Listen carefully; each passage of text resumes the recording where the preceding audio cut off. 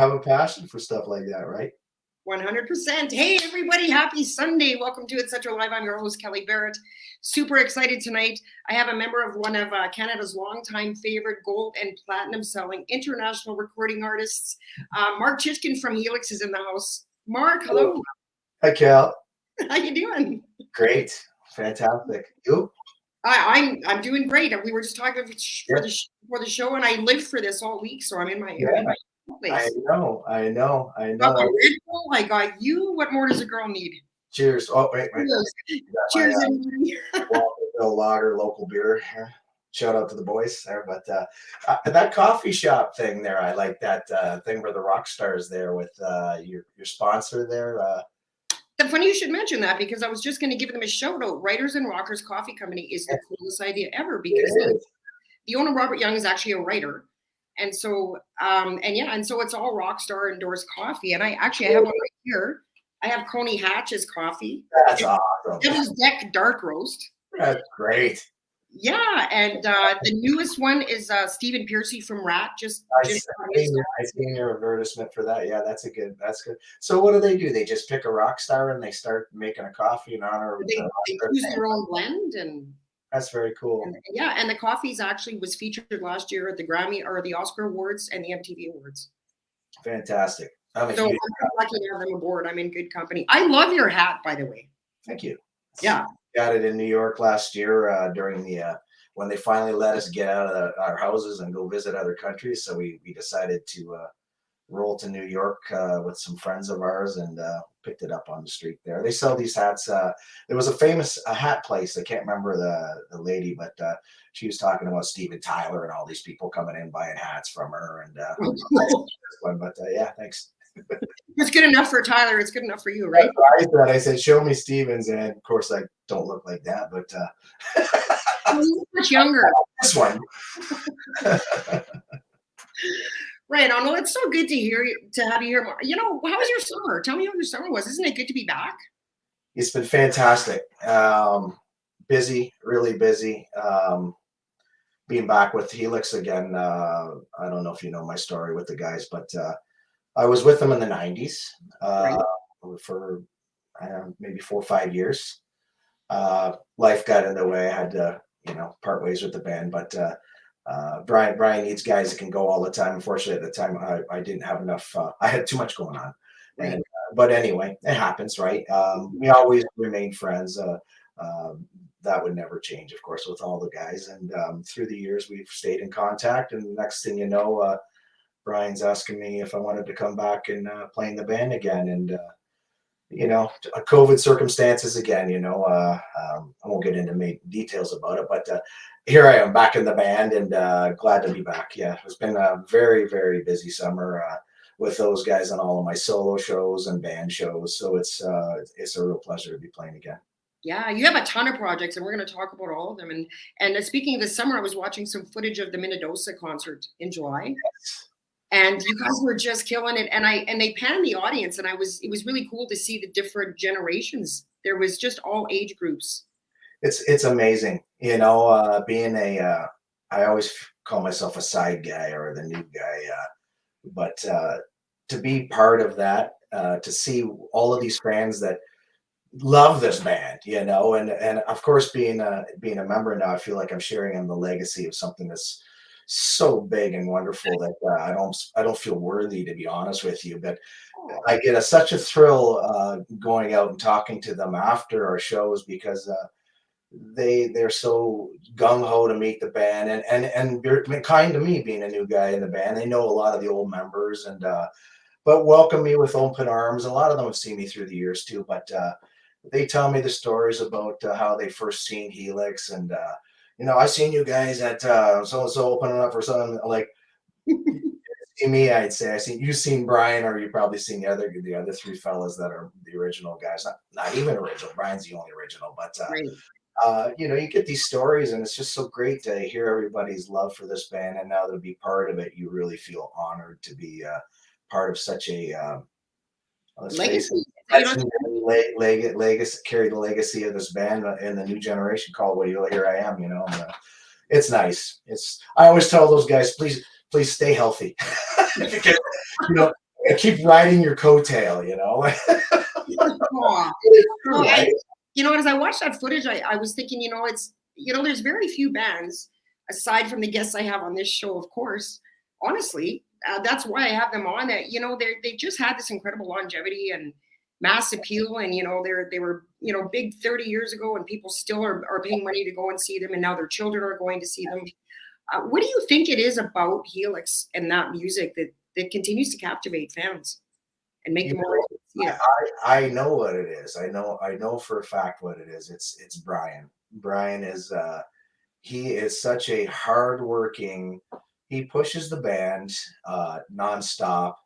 He's been putting out albums, the whole band, of course, ever since they started. So they've continued to put out product. They continue to tour every year, and they're a hardworking band, They and are. you have to do that to stay relevant in today's music industry. If you're going to put an album out every 3 years, you're not going to tour. You Exactly. know, you might, but you won't have. I mean, a lot of these bands are going on their hits from many years ago when they were selling out arenas and stuff. A lot of these classic rock bands. Not to say that Helix's current albums haven't done anything on the radio. I'm just saying, to continue putting out albums and sharing that your new music. They do it on tours, and it's a wonderful thing that he can do that to keep pushing this band. Not many bands can say they did that, you know. Right, exactly. That's kind of what I was getting at. And I would say the same thing with Brian. Brian was actually on the show. You're the second member of Helix. I watched it. Yeah, I Yeah, watched Brian was on back then. What a character he was. it. He's And hilarious. speaking of which, this is your first online interview, yes? Yes, it is. Yes, it is. Fresh meat. I'm thrilled. Thank you for having me. I'm very honored. I'm thrilled to have you too. I promise I'll be real nice, Mark. Oh man. Right on. So do you have a Helix song that you really enjoy playing above others? Um, it's funny when we're getting back to the fans thing, and they talk about the band and seeing the band through all these years and all of these songs they remember and all of this stuff. In my earliest years, from my first experience hearing Helix, was Heavy Metal Love. And I was a teen, right? And they were obviously already making albums and touring all over the world. But Heavy Metal Love was one of the first songs I learned from Helix when I was a youngster, and my brother had all the albums, and it was just one of those things. But to be honest, I love so many of the damn songs that I can't even put a finger on one. It's made for the arena. It's not real intricate, hard music to play, so it's fun, and you don't have to concentrate a super ton. Mind you, we do a lot of work on our band when we're even before shows. We rehearse. Full room rehearsals, and I don't know if even bands do that to this day, but Helix has a very strong work ethic.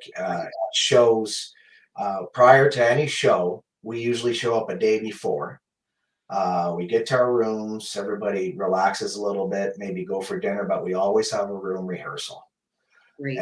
And that's super important. And I can't tell you how much it helps all of us, because we'll do one the day before a show, and then the day of the show, most of the time we'll get together and we work out, not so much workout, but we go over everything so everybody feels good. Work out any little thing that could possibly have gone wrong the last show or the last time we'll talk about it. Daryl, being our road manager, he's the bass player. He's usually the guy that's cracking the whip, and he'll send out a list of our last show, and he'll break it down and say, this song, okay, well, this was crap, or we got to work on this. What the hell was that noise, or one of those kind of things. But to me, and the other fellas, and we really enjoy. Somebody has to take the reins. There has to be somebody that can do that. And if you're not doing those little things, to me, you're not really honing the show to be bulletproof. You have to do these things, right? And the other big thing that we do, and I tell this to a lot of upcoming musicians and bands. They say, and I learned this prior to being in Helix because we shared the same management. I can get into that story with you a little bit, but anyway, the thing that Helix does, and that I learned to do through their manager prior to joining the band, was recording all of our shows. So we record every single show that we do. And then when we're done our shows, of course, we do our meet and greets.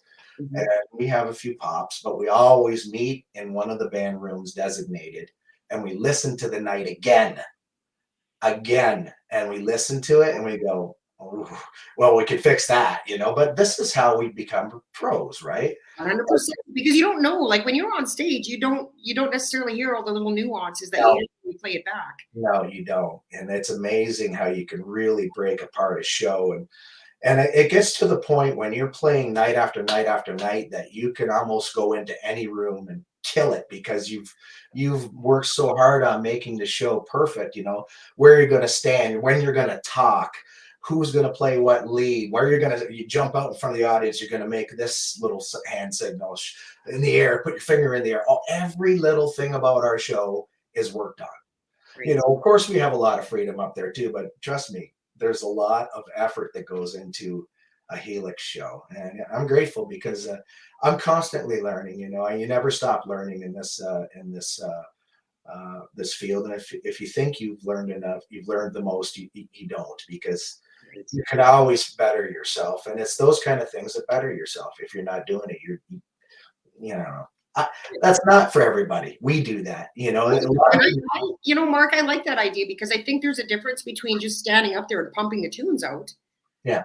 and really putting on, I don't want to say a choreographed show, but to some degree, I think that's the difference between putting on a show and just pumping your tunes out. Oh, without question, without question. Getting back to how I met the guys in Helix, we shared the same management in a band. I was with a band called Mindstorm, and we were on the same label, same management, William Sipe, and basically that's how I learned how to be a pro. That was my first national act and my first road band. To be honest with you, I was 21 years old, just a punk, and love. And I was working at GM. I had a great job. I was a young kid, basically. Respectable man with a respectable job. Yeah, but I never wanted to be a factory guy. It kind of fell into my lap. It was my mother's older brother or younger brother. Can't remember. My uncle Jim was a plant chairman, but he got us in there, my brother and I. And it was a great gig. I mean, when you're working in a factory, one of the big three, you're making big coin, and it's hard to turn that down. But it was never for me. I was always a hardcore musician. I was still there, playing as much as I could at night and going to work. But then my mom showed me an ad that was basically, it said national act. It was in our local paper, and it required everybody. It required a guitar player, drummer, bass player, and I called the ad, and I was so excited because it was I had never seen an ad like that had a record. It said record deal, professional management, the whole 9 yards that we all shoot for as coming up into this field. You just hope to get a record deal, but when You're you probably thinking this has to be a scam or I something. kind of I've never did. seen that like that. Well, and then my mom, of course, knowing how much I love music, she knew I had a good gig. I would imagine that was hard. I keep thinking that was kind of hard for her because she wants her son to have a good life and a good Of job, course. but she knows where my heart is. So she told me about this, and of course, when I got home, I was living with her at the time, and I called the ad, and just as you said, I almost didn't believe it. When I started talking to the guy, and the more I talked to him, I got more and more excited. I was ready to burst on the phone, ready to burst. And he told me, he said, "This is a national act. If you land this gig, it's going to be you're signed to Aquarius Records, which is the same label as Corey Hart and Sass Jordan and April Wine." But you still, sorry to interrupt you, Mark, but at this point in the conversation, you still have no clue who you're talking to. No, Right. no, I had no idea it was Helix's management, but I just knew it was something that I really had to sink my teeth into. And he basically said, "Okay, I was so adamant about getting this gig. I told him on the phone, actually, I said, it may sound arrogant, but I said, this gig is going to be mine. I promise you, I'm going to get this gig. Yeah. I need this gig, and I'm going to go for it no matter what." He kind of started chuckling at me. I heard him. He says, "Okay." He says, "Learn the 3 songs. We're going to send you 3 songs." So they sent me like a 3 song off the album, and I learned those songs like I wrote the freaking things. Right. And I went up, and it was with a bunch of other guitar players, and it was very freaking nerve wracking. It was my I first guess. professional one. And I didn't get the gig that first time, and I was so disheartened. I went home damn near in tears, and honestly, it was very hard to swallow because I walked in thinking I'm going to ace this, and I thought I did, right? And but the thing with another cool thing about this, a professional audition was that's my first, so I seen how that went down. That in itself was very nerve wracking because you're there with other guitar players, and you're watching guys get rifled out the door without barely even getting a chance. But that's how it is, you know. Yeah. You either got it or you don't, you know, and it's cut and dry when you're at that level. And they don't say pussyfoot around, say, well, you try again. It's like, thank you for coming out. You're not what we're looking for. Bye bye. Don't have your people call our people. Yeah, pretty much. But I went home after that, and they said they were going to send me the rest of the stuff, of course, because they had a whole crap ton of other guys to try out. And they never called for like 2 weeks near, and I was just so bummed out, so bummed out. And then they finally called and they told me to learn the rest of the album, right? So I went up and again killed it. I thought I killed it because I had never learned something so perfect in my life. I wanted it so bad. I could play that stuff like backwards. It was I wanted it. I wanted it. And so I remember this. I'm standing there next to him. The manager's standing right next to me, like right next to me, and I'm so damn nervous. And then I find out, of course, he's HELIX's management. It made it even worse, you know. So I'm thinking, Jesus, man, this is a gold platinum selling manager right here, and he's No pressure.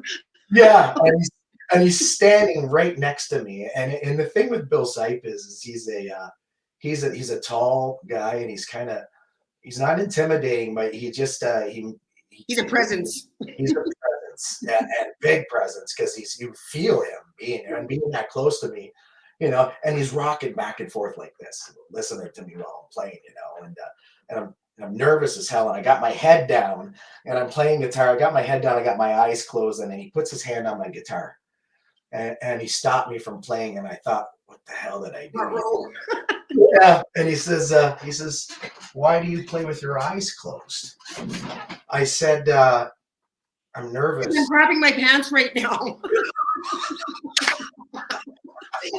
Truth be told. Well, it was true. It was true. I bet. I was, man.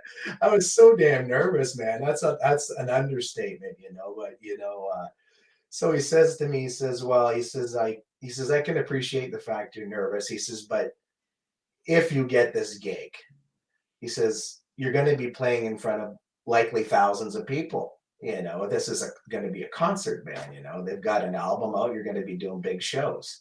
And I had already heard the lowdown on the band about what was happening. They've been opening up for some big bands already, and record company had kind of closed the door on them. The guys they had playing with them at the time were kind of green, so that's why they could put a call out across Canada for a full band. And that's where I got up there. But he says, you know. So I don't expect you to jump around the room and go crazy like you're playing to thousands of people. He says, well, loosen up a little bit, have some fun. Can you play with your head up, with your eyes open? I said, I can. I said, but you know, I'm just concentrating. I want this kid. I want to play right, you know. And he said, I appreciate that. I said, you know, just have some fun, loosen up. And I tried, and I kept it going. And again, he stopped me, and he put his hand on my guitar, and he says, okay, good. He says, both, and the singer's name was Travis, and he happened to be from Winnipeg, and he says, both Travis and I like you. He says, you're doing a really good job. He says, can you sing? I said, I can sing. He says, sing something.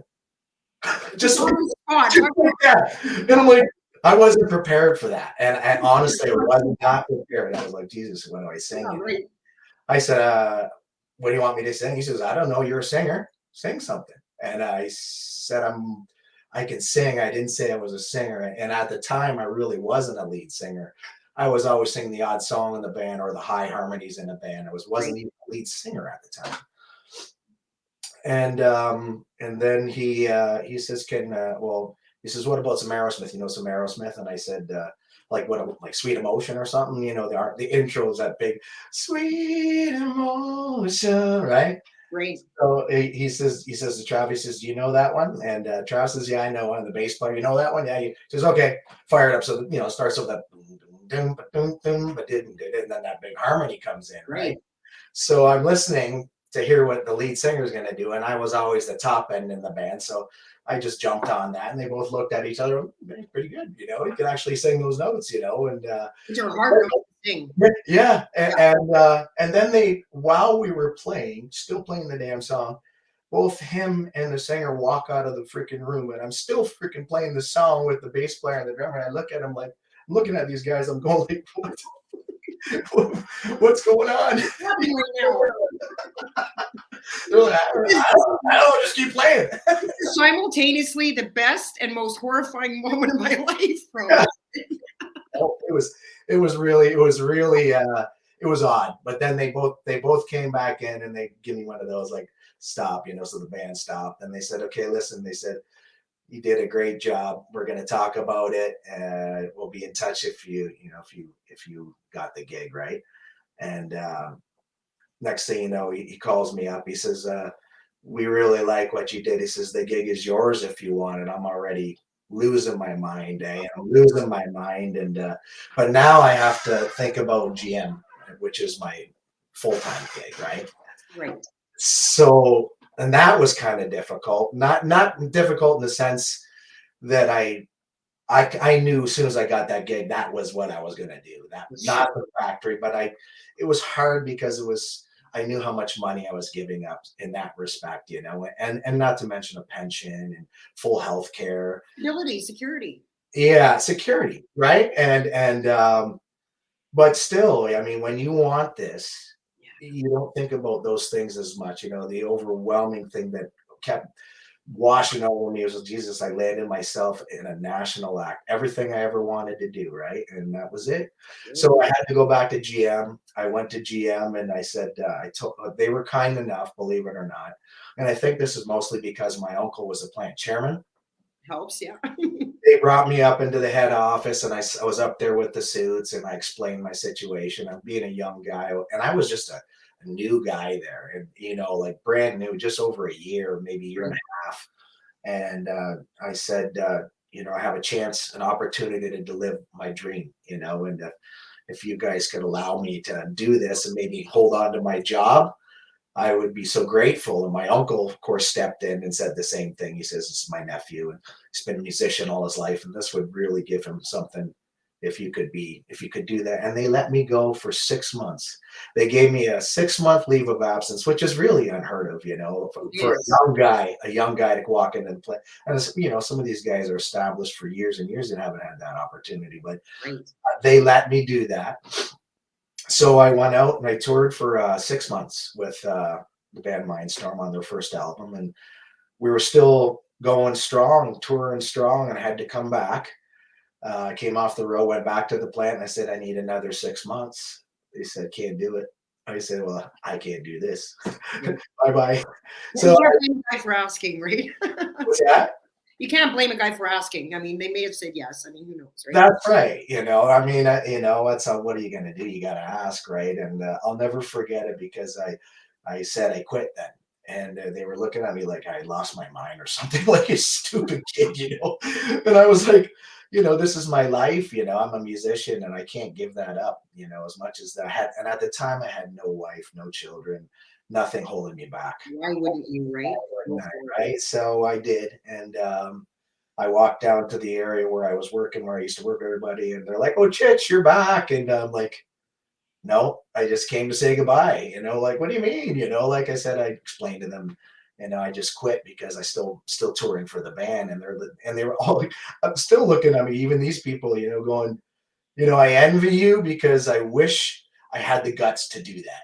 Right. Because it took guts. It did. And I'm not going to say it didn't because I thought about it hard, but I knew that my heart was in the music. So it wasn't really a hard decision, but it plagued me a little bit, Well, for sure, well, because you are essentially giving up security and stability, yeah, and the rock industry can be, it can be pretty come and go kind of oh, thing, for right? sure. Absolutely. Absolutely. The funny thing about that, getting back to the factory, is that my brother and I started just a few months apart.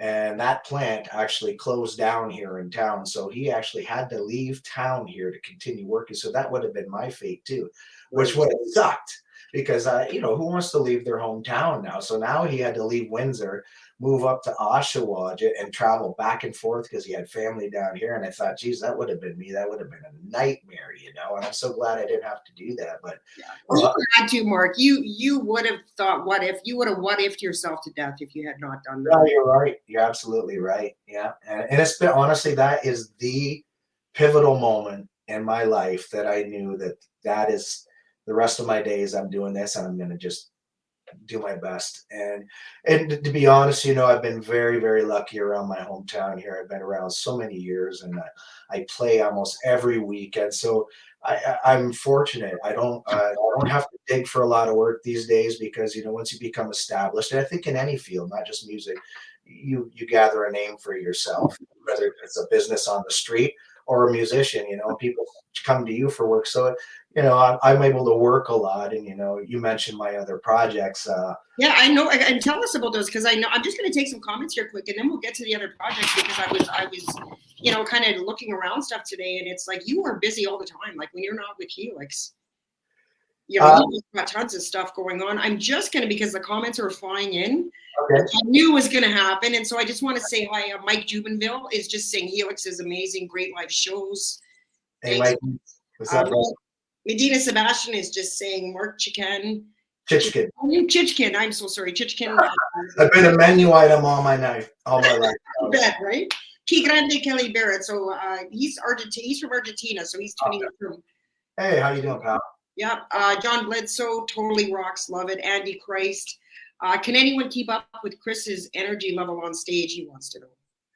Chris, oh my God. Yes. Oh my God. No, that is a great, great question. And that's the truth, being in Helix, I've had the pleasure of playing with some incredible musicians. When I was with them in the 90s, I got to share the stage with Greg Fraser from Brighton Rock. Okay. Great. Great guitar player. Jerry Finn from the Killer Dwarfs. Right. Rick Mead from Sire. Who else? Geez, it's terrible that I can't remember them all right now. But I mean, these guys are all. Oh, Gary Borden. That's terrible. My buddy Gary. All of these guys are wicked, wicked players. But energy level has to go to Chris. Is that right? He is on fire all the time, and he's like that. All the guy's a ball of energy. Brian's like that too. Energy, energy, energy, constantly on, constantly on. But Chris, he's. I love to we get along so well, and his energy level. He really loves it. That is the thing I love about him. Not only does he do this at freaking full freaking shows, at our rehearsals. He's having fun nonstop. Meanwhile, we're all sitting around, we're like playing through the tunes, Chris is like, yeah, like just having so much fun. It's like I love the guy. I love people like that because it's infectious. You can't be with people like that without. Oh, he's killer. He's killer. He's he forces you to actually kick it up a notch, I have to get myself moving a little more. I've been tied to a cable I haven't been able to find a good wireless system that'll unleash me so I can start running around. But he uses the wireless and he's all over the place, and it's just so much fun. They keep me laughing, and it's just a lot of fun. Right on. So Gary Jones is saying Gary's been waiting for this all week. Helix played our whoop up days in Lethbridge years ago. If you remember the 80s, you never lived them. I played Lethbridge with those guys. Which pub was that? I'm trying to remember. Whoop up days. So that's like the yearly fair.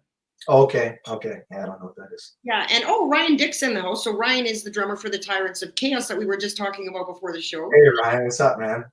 So he's saying, "Hey there, Mark. I'm a big fan of Helix songwriting that stands the test of time. Cheers from the boys in Tyrants of Chaos." Hey guys, I love you guys, man. Kelly showed me. Kelly hosted one of your videos, and fantastic. I can't say enough about you guys. We've been talking about you even through our prior coming on here, Kelly and I, and digging the stuff. Really good, solid band. What are they called? Tyrants of Chaos. Tyrants of Chaos. That's Yes. And Curtis is in the house too. I think you were chatting with Curtis on Facebook. Curtis is just saying, "Hey guys, awesome to be able to watch tonight." So Curtis plays guitar with the Tyrants. Hey Curtis, how you doing, man? Awesome to see you guys. I'm excited to hear more stuff. I Yep. know you, Kelly, you're going to be posting more stuff. I'm All sure. the time. I am one of their biggest fans. I'll keep my eyes open. Right. Oh, and you know who else is in the house? Tad Goddard is in the house. He's Hey, Dad, what's up, man? Tad from Prism. Yeah. Is just saying, yeah, How you doing? good, Barry, good. Barry asked me to say send his love to you too. Barry Connors from Toronto. Yes. We love Barry. Don't we love Barry? Yes. He's a sweetheart of a guy. Yeah. So, funny, man. I am meeting all of these great artists through Helix over the last, especially this summer. It's been incredible meeting and hearing all of these bands. Like, the thing is, from Windsor, we don't get a chance to hear as much Canadian content as I wish we did. right. I'm raised on Detroit radio, so honestly, very rarely do we hear these great Canadian bands that I'm playing with Helix now, and it's eye-opening to me, the incredible material that I'm hearing that I've never heard before. Like, you would hear the odd hits from, like, of course, some of these bands are, of course, Prism and Harlequin and Sweetheart and Trooper and big songs. Yeah. But there's other songs that I like even more that since I've been going out with these guys and I'm hearing, I'm going, geez, this is a great song, like, my God, these guys are fantastic. Like the headpins, like the Rosa, the new singer. I've seen her. She's amazing. And Darby Mills is no act. I like, it's a hard act to follow. Oh my God, Darby is like, great. She's insanely good. And we've played with back in the 90s, and I didn't know much about them either back then, because as I said, like, we're the armpit of Canada here in Windsor. We don't get it. We don't get this stuff here, and even sadly, I wish our concert attendances were better here in Windsor, but for some reason we just we can't get enough bodies here to warrant having all these great bands down at the waterfront. We've had a couple decent showings, but not as good as I really wish and I know we can do better. Windsor, come on, get Windsor, come on, people. I mean, seriously, like, and I'm learning so much going out with Helix and playing in Canada, Western Canada, and all these other places with all these massive bands from Canada, and seeing the thousands of people in comparison. That just shows me how strong the scene is in Canada for these bands still. And it is. It's amazing. And Mark, a friend and I were talking about this the other day. It's like there really is a difference, like, interprovincially. You think it's all Canadian, but like, I know where I grew up which was in Saskatchewan. Like, it was Streetheart and Prism, and whereas when you're from the East, it's more bands like Helix and Harlequin and that sort of stuff. And so it is really interesting how there's that sort of not division, but how there's just differences in music, like, within the country. Oh, for sure. It's insane, really. I remember my first national act, I was talking about Mindstorm, and that's where I learned about Harlequin and Streetheart and Trooper and all these other great bands and Headpins and countless others. But I remember we were playing where was it? Vancouver, and the guys were saying, we're opening up for Harlequin tonight, and everybody's losing their crap in the band, and I'm like, who's Harlequin? I had no idea, and I don't mean that as a slight, because I love the band, and I've seen them play now several times through the years, and music is fantastic. But at the time, I was such a greenhorn, and being from Windsor, I just never knew, and then we're opening it up for Harlequin, and they blew my mind. And I'm a 21-year-old kid, and now here I am meeting them all these years later, and being with Helix, and here we are. It's like, and I'm sharing these stories with some of these guys in Honeymoon Suite. Another one, Honeymoon Suite. Wow, that was another story, because my first gig back now after being away from Helix over 20 years was opening up for Honeymoon Suite. So. And it was a private event. It was a fellow who just hired both us, Helix and Honeymoon Suite, for his birthday party. And I'm telling you, I'm like, Guys, wow. I'm gonna hire some rock bands for some rock stars for my next birthday, I think. Can you believe that? I know. I was like, wow, this is great. We show up and great guy, Chris, if you're listening to this, but called CJ. We walk into this big hangar and he's got a massive PA system loaded there, and walk in and he's giving us all gifts, gift bags, treating us like I just walked off the Oscars red carpet. I'm like, Getting some swag. I'm so touched by this. I'm like, dude, it's like treatment. And again, you don't get this kind of treatment unless you're in one of these national acts where you're so beloved by people. And it's such an honor and a privilege to be treated that way. And you just don't feel, I still never, I don't think I'll ever get used to it, because it's just humbling, like people treat you differently. And I don't feel any different. I always feel like I'm just like you, but being part of something bigger now, I get it, because that means something to them, and that's where I get it, the fan connection, and that's what I really appreciate now being in HELIX, because talking to them, you wouldn't believe the love that these guys, and just they're so happy to just snap a picture, can I get a picture? Can I get? I'm like, of course we can get a picture. I Right. love It just means it. right? Yeah, it's like, man, it's like you just can't ever get over that people think so highly of you. I don't think I'll ever get used to it. But And that's good. I think that's a good thing, Mark. I think you never want to not be in awe. Because I think when you lose that, something happens. I think if you can constantly stay in awe and be aware of what you're giving people, because you know how they say, like, don't, sometimes don't meet your idols because you'll get disappointed. They're not always the nicest people. And I think, if you can extend that little bit of kindness, or 2 minutes for a photo, and what you give that person, yeah, something they'll treasure forever, and what a gift that is to be in a position to do that. So I love your humbleness, and I love that attitude.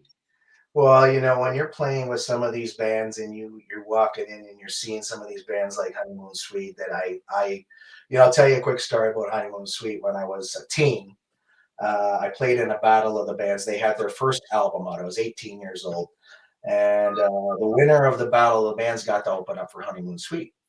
So Whoa. we won the battle, and we got to open up for Honeymoon Suite on their debut album in Windsor. It was a big amphitheater. It was, again, thousands of people. First time I ever played a concert. So that was the first time I was on a big stage opening up for a national act at 18 years. I happened to be Honeymoon Suite.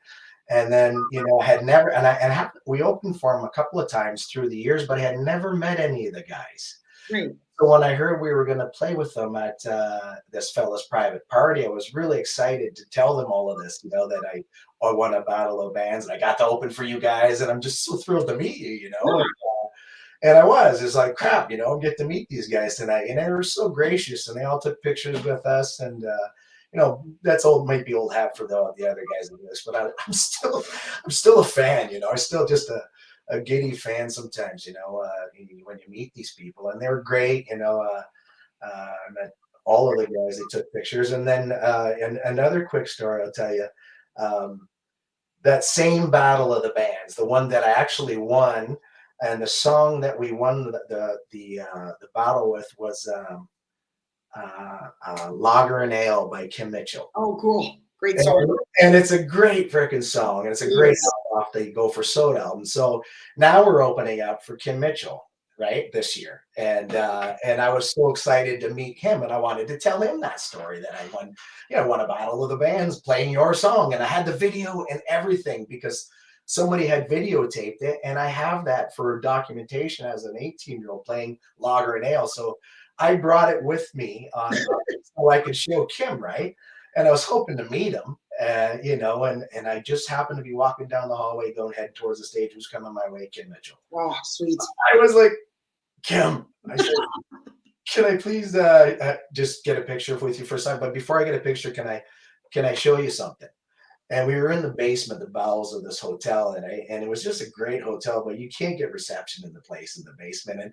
And I didn't want to waste this time. I couldn't get this damn video to work. I'm trying. No. Wouldn't freaking work. I said, can you please just take a picture with me so I could just show everybody? He was cool, took the picture with me. But again, meeting some of my idols, and I love Kim Mitchell, man. I love his guitar Really. playing, and then Peter Finette, another incredible voice that I loved, and he walks in, and I'm looking at him, and I'm going, this guy looks so damn familiar, you know. And Brian says, "Hi, Peter." Didn't click in to me, and so we're outside, we're down by the stage, and we're done playing, and he walks up towards the stage and he says, "Hey, Peter, and you guys have a good set." And I went, "Oh!" I kicked in. He was like, "Oh, you're Peter Frenette." I'm like, "Oh my god, man, Peter!" I love it. I love it. Was that in Rock River? Were you in Yeah, Rock River? yeah, Yeah, yeah, yeah. I was there the year before, and I was kind of the same way because Bernie Aubin is a good friend of mine, and so he took me backstage, and yeah, I got my picture taken with everyone that had been on my yeah, show. yeah, Nick Gilder and Jeff Neal and the yeah, Spoons, and yeah. it was amazing. And I understand how you feel because I feel the same way every week. When I get to do this show, and you are right. Our Canadian artists, I've had just about everybody that I grew up idolizing on this show, and there's a few that I'm still continuing to Fantastic. get, and they are all so gracious, and they are all just so excited to be on the show and pleasant, and well, except for Kim Mitchell. And my viewers know that's a bee in my bonnet because I cannot get that man on the show. But Oh, but really? I'm not bitter. He'll break. He's gonna break, Kelly. He's gonna break. Well, I'll get you and your little dog too. You know what? The guy's probably done a million of them. He doesn't know me from Adam, so I don't take it personally. I still love his music, but Yeah, but yeah. yeah, one day, and I It's think not it's for everybody, right? It's not for some people. Just that's not their thing. I don't hold and it. some people have just done 1,000, and it's just I understand that. Kim's done 1,000 of these things, Yeah. and so, Some but of these interviews you've been doing, man, they get the comedy from these musicians is just kill. I sit back and I just laugh, some of the stuff they pull out, they just say it's just so good. So good to hear these stories, from people that like we're talking about that you idolize or just want to know more about, It's like I like to, it's always great to talk about the music, but the music is kind of a given because that's why we're here. I mean, the fans are here because of the music, mhm. and it's always really cool to sort of see who you are as people. Oh You yeah. know, like who the It really is. like That's the beautiful. That's why I like your show so much because that's how you get to really see an artist and how well spoken some of them are and just funny and just characters, and it reminds me of just how many years I've been on the road and how what it would be like to be in a band with a cat like that because it's just you can see how their demeanor is, how they would act, being on the road, and it kind of gives you an inside look of maybe that's kind of the real deal right there. That's how he would be, and right. you don't hear it otherwise unless you hear a show like this, Well, that's the thing. You really get to know them as people. And Mike Dinger's in the house. So Mike Dinger is sound guy, What's going on? Yeah, like, and sweetie. So speaking of, but at first I want you to mention your other projects because you have like a handful of other things on the go. well, I did kill. I'm going to be, with COVID, as you know, it damn near wiped out our industry for a while there. And I had four bands prior to COVID, and I had an '80s tribute called '80s Inc. Right. Fellas. That same band did a whole nother act. It was called Riot House. It was like a modern rock, today's music. We did two different things, all '80s, everything from the hair metal to the new wave. The other Riot House was like I say, modern rock. I had the United Snakes, which is a band I've had longer than all of these bands. I Uh, like that band. I was sorry to interrupt. I was listening to Born to Run today. oh yeah, yeah, yeah. That was Good stuff. And I love the name too. And I did like that 70s. Yeah, good stuff. I like that band. Thank you very much. Well, that band has been my pride and joy in the city for over 20 years, and well, sadly, we can't even play anymore. All my guys are so damn busy. But getting back to these bands, and I had another band called Bomb Squad, which was another band I've had for over 20 years, and that was funk, Motown, soul. And we play Detroit all the time, but with COVID, everybody kind of went different ways, tried to do different things to stay busy, to stay relevant in this industry, however it may be. And we were struggling. We Yeah, were everybody would. grasping at straws, man. You know how I'm sure you've heard it from everybody you've got on the show. I mean, it was a really challenging time, and there were some pretty dark days among our friends and fellow musicians. And Oh yeah. basically, it ended up folding all of my bands. I did lose one of my members to, he passed away sadly, and he was a key member of Bomb Squad and the United Snakes, that the band that you're talking about. The Snakes still play as a three-piece, but Bomb Squad, once he passed away, and he was one of my best friends. We've played together over 30 years. That was a very difficult blow to keep going as a band. Because we started it together, and he was my orchestra, he was my keyboardist. You just can't replace a guy with that kind of talent, first of all, and when you're a key member like that, it's hard to get a replacement, You almost and don't want to. Like you almost don't want to in some ways. well, that was the other whole thing, was do we carry on or do we just fold it? And because like I said, the other members were busy as well. That was the other challenge. Is okay, the big picture was okay. We get a replacement, we got to rehearse again, work them in when all these other guys are already in other bands working and trying to stay busy again. It just didn't seem like it made sense to do that. So that band folded, sadly, Bomb Squad. The Snakes still play, very, very, very sporadically, but as a three-piece, because Like you have a solo career too. that keeps me the busiest. Yeah, because you just played this weekend. I Yeah. was doing my homework, and you played at OAR last night, and Yeah, on a roll. Yeah, on a roll. And it's fantastic. You know what? I'm going to tell you a quick story about On a Roll. I was there last night. They are such a wonderful family. They treat me and they treat all the musicians like gold. But I walk in this place last night, and they put a wall of fame up.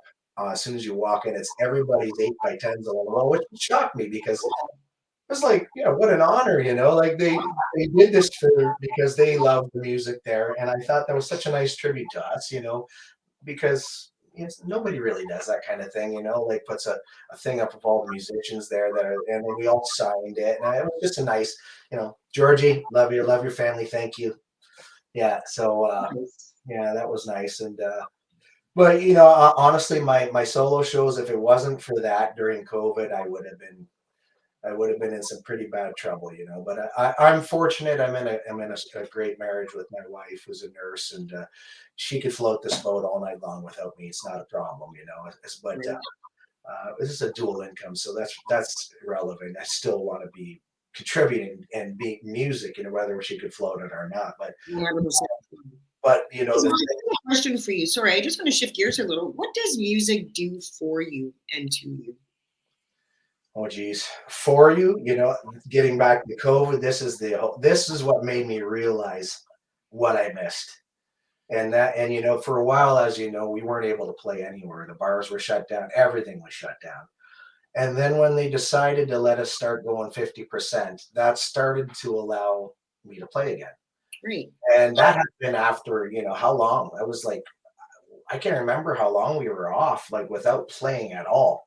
So I was actually very nervous to get back into it. I felt like I was going to be rusty and just what the hell, man, just jump back into it. You know, Once I played my first gig back after being shut down I feel like we were shut down for years. That's how it felt like, because I felt like my life was over. Honestly, that's how dark it felt for me in the first little bit. It felt like everything I ever worked for just went right in the crapper.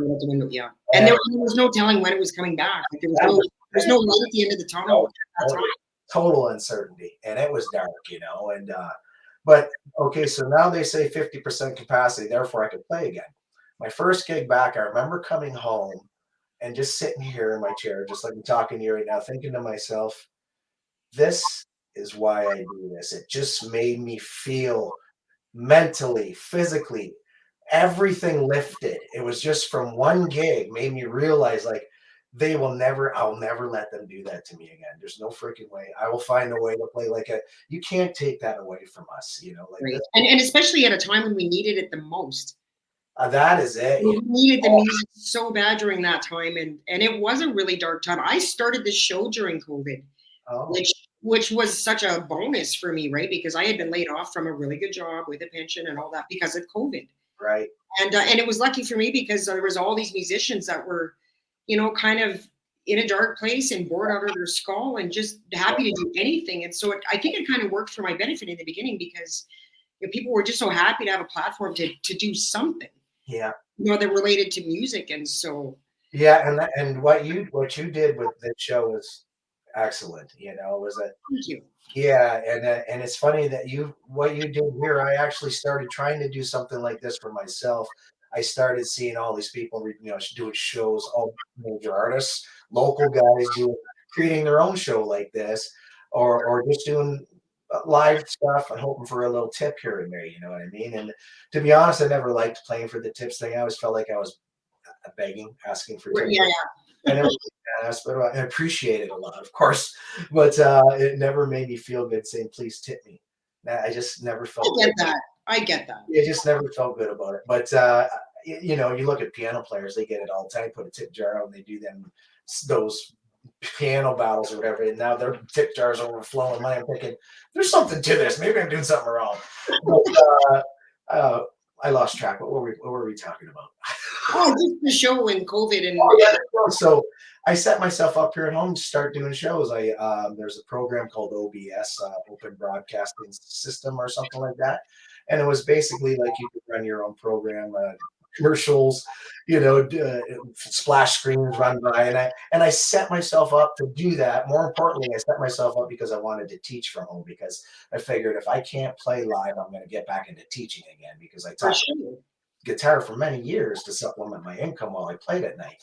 And I was making a good living when I had a ton of students. So I figured, oh, well, I'll start teaching from home. I'll do it through this system. I'll set it up, get some nice lights, bing, bang, boom.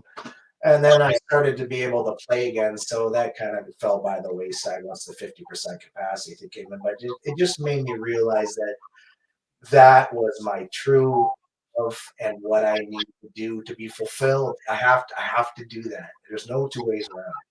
I Right. could not do it. I could not ever not do this. I'm actually surprised when some people completely pack it in. You know, like my brother, for instance. He's been a drummer longer than I've been playing, and he's just done playing. He said it blows my mind, but that's not in me. Like I can't see how somebody can just put it aside when you're good. When you're good, and you get enjoyment out of it. Like how can you just put it aside? But some people can, Right. And well, I think it becomes not so much what you do, it's who you are. Like it literally is just it's how you breathe. It's how it's in your blood and that's who you are. And yeah, I totally get that. I understand that. Yeah. Here's a question for you, Mark. What's important to you these days? What's important? Because I really think that I think when we're 20, certain things are important. And then when we get over 40, I think that shifts. And I think You're so right.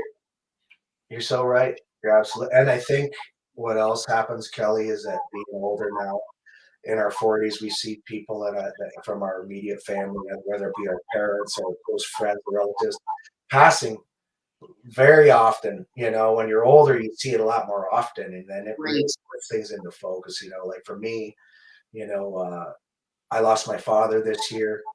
Uh, in April. It was very difficult on me, and my best friend, the keyboard player from my band, he passed away this year. So I had two tough things happen to me this year that really was difficult.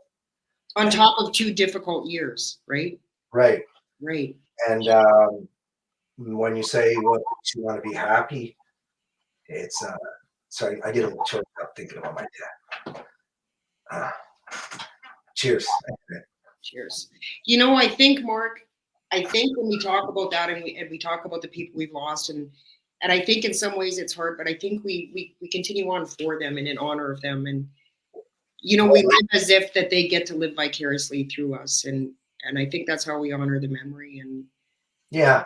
Yeah. And it really puts the rest of your life in focus because you just want to be really happy because you see how fragile things are and you see how quickly it can change, man. And you don't necessarily see that in your 20s. I think, especially, I was on the road in a rock band and I think of some of the situations we were in, like riding in the back of a U-Haul with all the gear in front of us. And I would never do that today in a million years, right? But back then it's, you're bulletproofing.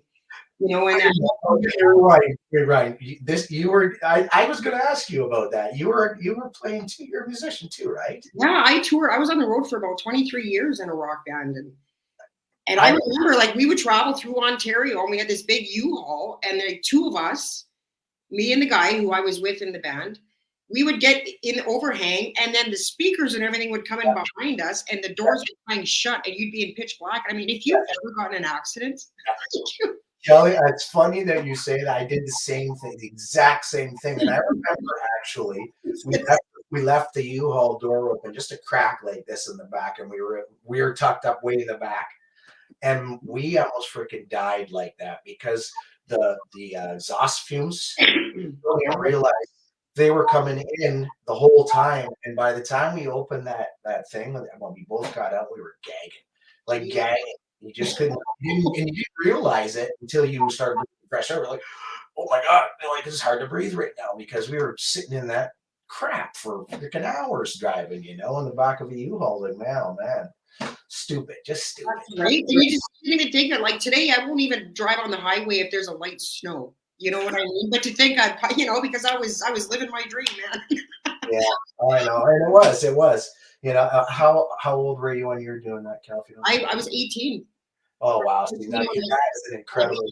That's and then that so like once you do that, it's hard to go back to anything else. It really is. Because that's a lifestyle that a lot of people will never ever get a chance to taste, right? Because call it what you will, it takes skill to do what we do, and not everybody can do it. So when you can go out and play week after week and tour weekly and monthly, it takes something to do that, both mentally and physically, because it's hard, man. It is hard work. And we were back in the land of milk and honey where you could work. Well, none of us lived anywhere. We had an agent and we just lived on the road, like no fixed address, right? And then when the market slowed down, then we did a duo, and then I learned how to be a hypnotist so I could be like Canada's only female hypnotist. You're a hypnotist? Yes, I'm a certified master hypnotist and a clinical hypnotherapist. And I did that, Mark. You know why? Because I didn't want to get a day job. And when the gigs started going down with the band, I wanted to stay on the road. That is awesome. So me and my partner from the band did the hypnotist show and toured all over. Freaking awesome, Kelly. Yeah, I didn't want to get a day job. I love that. Another a fellow buddy of mine, Jimmy G, in town, I told him the same thing. He did the same thing you did. He learned how to become a hypnotist, and he was raking in the cash. Forgot about the music industry because he was basically going all over doing little auditoriums and stuff, and the videos were great. I was so envious, not envious, proud and envious, because I thought, what, this cat took it to another level. He bettered himself, learned to show, had a great shtick, coming up with these funny skits, making people do the funniest stuff, and I love that kind of stuff myself. And I thought, good for you, Jimmy. It was great move. And then next thing you know, COVID hits. And then he's we're all crying the blues on a lot. He's like, I had all these shows and wiped it all over. And now what the hell am I going to? You can't sit in a room with anybody because they can't hypnotize them because they can't see them. They don't want us to get together. So great. And you have to be, and it's physical. You're touching people. It was great. It was some of the funniest times of my life. And it's a high pressure gig. Being a hypnotist is very high pressure because with music, you get up, you sing your tunes, and people are, they're drinking, they love it. Yeah. The hypnotist show is when you need the audience, you need them on board, right? So, but yeah, good times. That's awesome, Kelly. That's awesome. Do you play anymore, or are you done with that? I haven't played in a while, to be honest with you. And I think I do consider my days on the road the best years of my life, for sure. Yeah.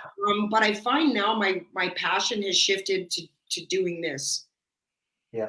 It really has. It's like I said, it's my happy time every week when I get to meet all my idols, and I just don't know that I would really be into that atmosphere and that scene. I used to be a real partier, and there was a lot of drinking and all that, and that's not my life today. And I just don't know if I want to be in that environment so much. Yeah. But I go to concerts all the time. Music is still a huge part of my life, but this show now is really what I think about 24/7. It's just like the newest season in my life, and this is where my passion is. And I do have a day job. Yeah. Girls got to pay the bills, right? But this show is truly what makes me get up every day. That's awesome. I'm glad to hear it. You've got a great show. You've done really well with. You've got some of the best people in the Canadian industry. You've been so good to me, and the viewers, like it's only partly what I do, and it's really it's the guests like yourself and the viewers that that are just so awesome. And you know, speaking of achievements, Mark, what do you consider your greatest achievement? Oh man, um, that's a very tough question. My greatest achievement? Holy cow! You know, Or I if this helps, is what are you most proud of? oh geez, that's my longevity in this business, my consistency because I've never stopped. I said to myself, I'm going to do this. I'm going to make a go at this. I'm going to. I'll get a house. I wanted I wanted it all. I knew it was going to be a difficult road, but I never stopped, and I never did. I had one job. That was it. It was GM. I've done this ever since in some capacity, whether it's a band, solo, duo, you know, taught. But I feel that I've stayed consistent and I feel that's to be commended because, as you know, how hard this business is. It can beat you down, and in your early years when you're not really established, especially because you're hustling so much. As you get older, you get more well known, more recognition. Your name gets in a few magazines. You get in a band like HELIX. All of these things help build your portfolio, and then you don't have to work as hard. They come to you, So Great. and because I've been around so long, and I feel like I try to do the most professional show, always at the top of my game. I try my best. I never go half-assed ever. First of all, I don't know how to because it's not in me. I don't Right. perform any other way. I sing as hard as I can. I play with as much passion as I can, no matter if there's 2 or 10 or 20 or 100. And I think that, and I've heard that that's a good that brings me by what you just said. That in itself, when people say to me, I love that you try so hard and there's only a couple few people here. You sing like you're singing duo, and I do, but it's just me. It's just That's a how true professional, though. That's a true professional that does that. That recognizes that those 10 people are just as important as 10,000 people. yeah That's a true performer. yeah and I look at it that way, and to be like I say, Cal, I don't know how to turn it down a notch. I really don't. Not when I'm singing anyway. You can play lighter stuff, but as a singer, you gotta try to have emotion, right? To make it your own, to sell it to people. So if you're singing half-assed and you're not putting any heart into it, you might as well go into another business because it's Right. see it's see-through. Oh yeah, oh yeah. People can spot it a mile away when you're just going through the motions. And Yeah. yeah, I was looking today, and you know, the festivals are all over, the summer's over. But Helix has some exciting shows coming up in the new year, and Yes. yeah, it's the Florida Keys Rock the Island in January, Yeah, that was in January. Wait a second. Germany in September, right? Yeah, hold on, Cal. So yeah, we're Rock the Island. What is that? January 17th. I think. Yeah, January 27th, 17th, 17th, yeah. and then September 1st. So the 17th. Oh, I lost you. Where? There you are. Sorry, did I just? That's okay. So yeah, that one's gonna be great. Key West. It's a lineup, hey? Holy cow! Did you see that? Yeah, Loverboy, Steven Adler, Styx, Honeymoon Suite, Vince Neil, Quiet Riot, Queensryche, Insane. Autobiography, or sorry, I don't know what that says. I can't read my own. Yeah. Autograph. Autograph. I know it's crazy. I love Key West. I've been there only once, but it's one of my favorite places on earth. I'm excited to go back.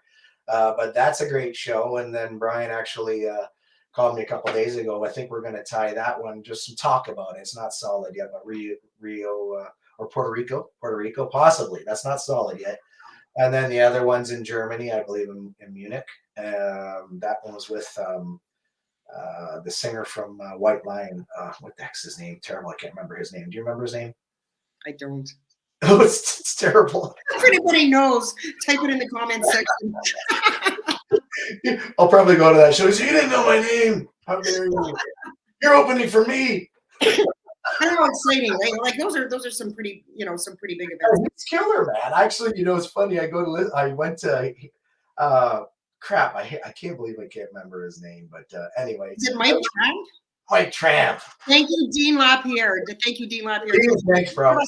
So good. Yeah, so I went and listened to some of his stuff, and he's great, man. His band is killer. He's doing the White Lion stuff, but he's really good. So I'm looking forward to playing with him. And I've never been to the UK, so that's another wonderful trip through Brian and the Helix guys. So yeah, the thing with Helix, it's so great. You know, you get to do the travel and see the world a little bit, and it's a real pleasure to be riding the coattail of such a popular band and reaping the rewards that they do.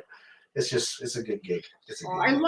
I love your humility, Mark. I really do. But you are not riding any coattails, my brother. You are part of that magic, and I just can't thank you enough for being here today and hanging out. My pleasure. Thank you. So many comments right in the the viewers loved it. And really on behalf of all the fans, thank you for coming back to Helix, and thank you guys for continuing to. It's my honor to be on your show and to be back in Helix, of course, and to meeting all you fans. I look forward to seeing all you guys out there, and all of my local people here in Windsor and surrounding area. You know, you have my love, my constant love, and grateful beyond words. Thank you. Oh, you're delightful, Mark. You can come back anytime. Thank you. Come back anytime. You are delightful. I appreciate you too, Kelly. Thank you. Right on. Thanks, my friend. Thank you, everybody, for tuning in. It's been great having you all here. Thanks again, Mark, for being with us. Once again, big shout out to Writers and Rockers Coffee Company. Yes. Great to have you guys on board. And we will see you next week with Britt Lightning from Vixen. Nice. Yeah, so you're not going to want to miss that. Until then, everybody, stay safe and sane. Be really nice to each other. Take care. We'll see you. Cheers. Cheers, everybody.